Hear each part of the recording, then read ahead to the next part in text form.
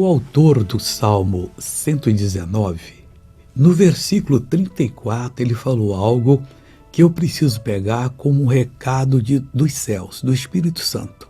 E é recado, para que eu possa ser bem-sucedido. Veja o que está escrito aqui no Salmo 119, 34. Dá-me entendimento.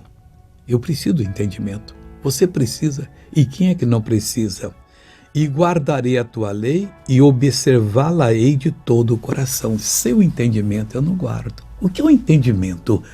Daquilo que me pertence da palavra. Quando me deu o entendimento, eu entendi aquele versículo, o que eu tenho que fazer? Eu tenho que guardar essa revelação, porque eu tenho já a habilidade. A revelação, o entendimento me dá essa habilidade. E observá-la de todo o coração. Não vou observá-la só um pouquinho, não. Agora sim eu vou vencer, porque eu vou crer de todo o coração. Veja essa pessoa que foi abençoada, eu já volto. Qual o seu nome? Eliana. Eliana, você com a simpatia dessa, o que Jesus fez? Me curou da vista, porque a minha vista não enxergava nada, porque tinha muitas bolhas. Essa aqui não enxergava nada? Nada, tudo cheio de bolhas pretas, né? Moscas, como eles chamam, né? Mas era demais, não dava para ver nada.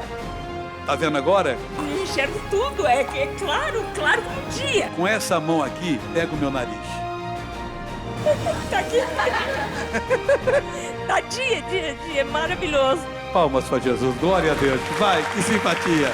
Amigo, eu voltei para unir a minha fé com a sua. Pai, nós clamamos pelo entendimento agora, para que nós possamos observar a tua lei e Deus guardando e observando de todo o coração. Meu Deus, eu uno a minha fé com a fé dessa pessoa, eu abençoo essa vida e digo, seja uma bênção de Deus, em nome de Jesus Cristo e amém. Bom dia.